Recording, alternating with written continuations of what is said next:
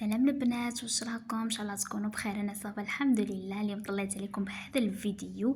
اليوم جبت لكم شو وصفه، درت لكم يعني قصه كالعاده. دائما نتعلموا ورانا من القصص، يعني ندو عبره ندو درس. ونشكر كامل البنات اللي داروا فيا الثقه وبعثوا لي يعني القصص تاعهم وعيشونا ولو القليل يعني من التجربه نتاعهم. ربي يحفظكم ان شاء الله. رانا كل مره نتعلموا وندو عبره يعني وندو درس. البنات اللي مازال ماهيش مشتركه ديري اشتراك وديروا لي جيم هكذاك باش يوصل يعني الفيديو اكثر مشاهده باش كامل الناس تستفاد. كما قلت لكم البنات، وكتبوا لنا يعني ارائكم في التعليقات. ندخل مباشره في القصه. انا اسمي سهام، ام لزوج دراري وطفلان. حكايتي بدات من نهار اللي تزوجت. عشت الجحيم مع عجوزتي، ما عشتش نهار زين من اللي تزوجت. هي اصلا كانت راضه هذا الزواج، وليدها برك هو اللي كان متمسك بيا. هي كانت حابة تخطب له بنت أختها، لكن هو رفض يعني بحكم الأقارب. المهم يا البنات، كانت على أتفه الحوايج تنوض تعيط وتعاير فيا، وأنا كنت نسكت عليها بحكم إنها مرا كبيرة وزيد راهي أم راجلي.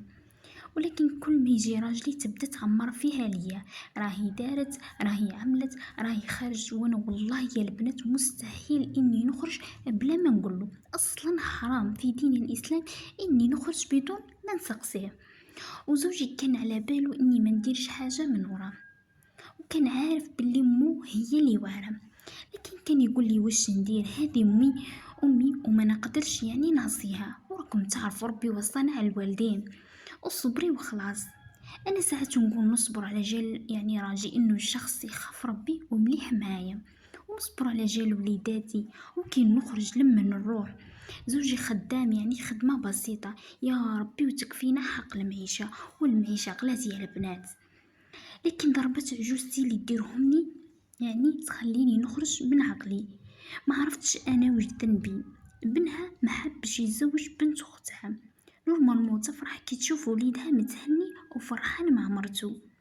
من نهار اللي تزوجت ما قالتليش كلمه زينه، حرت كيفاش نتعامل معاها. وزوجي يقول لي اكس بيها عليك، وانا صدقوني جامي قلت لها حاجه مش مليحه، وطول نجيب لها لي كادو. لكن كانت ترميهم تقول لي مانيش محتاجه الوسخ نتاعك. غير حبست هنا، كانت تدير لي ضربات كبار، تحوس تطلقني من عند راجلي. وما شافتش كامل هذوك البراءة كيفاش يتربوا بدون أب.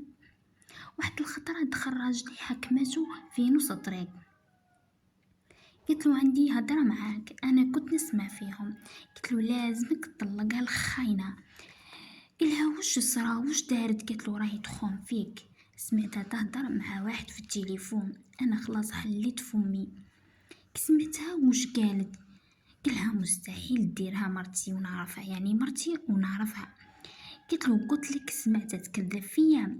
انا خلاص الدم جمد في العروق تاعي، طلعت نجري ما قدرتش. وانا والله ما حكيت، اصلا مستحيل اني نخون راجلي وزيد مليح معايا وزيد حرام في دين الاسلام. نخاف ربي كيفاش نخونه. طلع راجلي ووجهه مقلوب وبدا يعيط، يا الخاينه اليوم نهارك، كنت داير فيك الثقة وتحكي مع الرجال، اليوم نطلقك. وبديت نبكي، قلت له كيفاش تصدق هدرت كيما هذه؟ والله ما خنتك، والله ما هدرت. قال لي ماما ما تكذبش. قلت له هات المصحف نحلف لك عليه باللي ما هدرت مع حتى واحد، لكن بشرط امك ثاني تحلف على المصحف. إني حلفت باللي ما حكيتش. والصدمة يا البنات انه عجوزتي ثاني حلفت على المصحف باللي يعني نحكي مع الرجال، يعني ما خافتش كامل من ربي عجوز النار. ولكم تتخيلوا الموقف اللي طحت فيه. قال لي راجلي لمي حوايجك راكي مطلقه. ورحت لدار يعني لدار بابا، يعني مكسوره ومخذوله. هذاك الجحيم اللي عشت فيه وفي الاخير مطلقه. دارنا كامل ما صدقوش اني رجعت مطلقه، لكن للاسف هذا وش صرا. قعدت في دار والدية وانا دمعتي على خدي، ومساكن وليدتي غير يبكوا كي يشوفوني نبكي.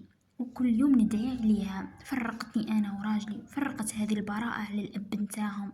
حسبي الله ونعم الوكيل راني نقول فيها ونبكي. روحي يا الايام، اروحي يا الايام. وانا على حالتي وزوجي ما بان عليه حتى خبر. قلبي يتقطع من الداخل وكيلها ربي على هذوك الايام يعني اللي عشتهم معاها. لكن دايما الصبر جابر، وتحسبونه هين وهو عند الله عظيم، وربي ما يرضاش بالظلم.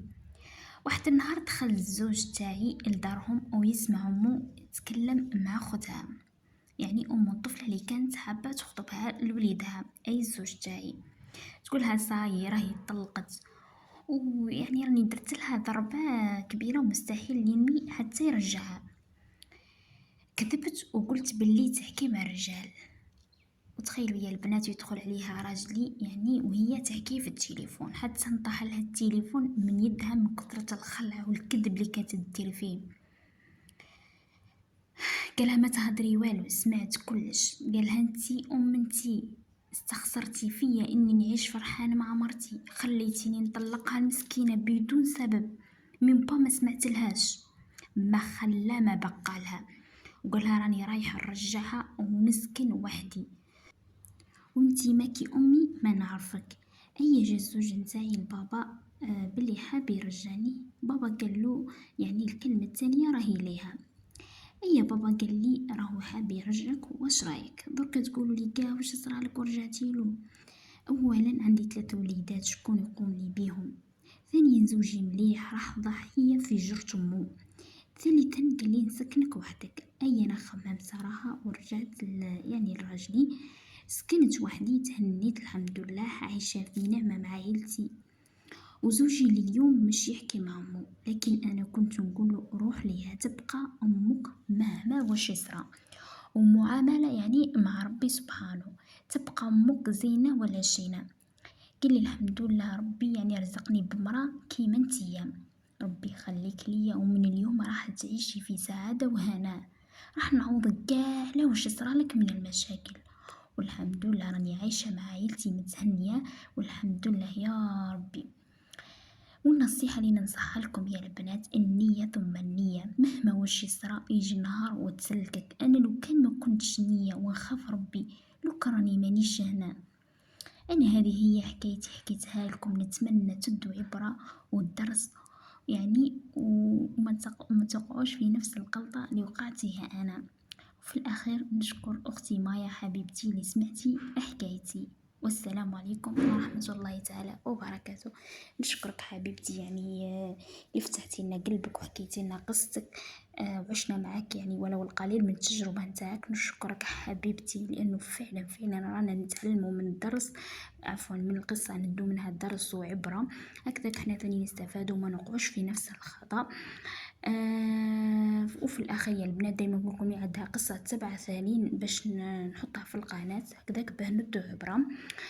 وفي الاخير ما تنسونيش ابجام او تعليق. السلام عليكم.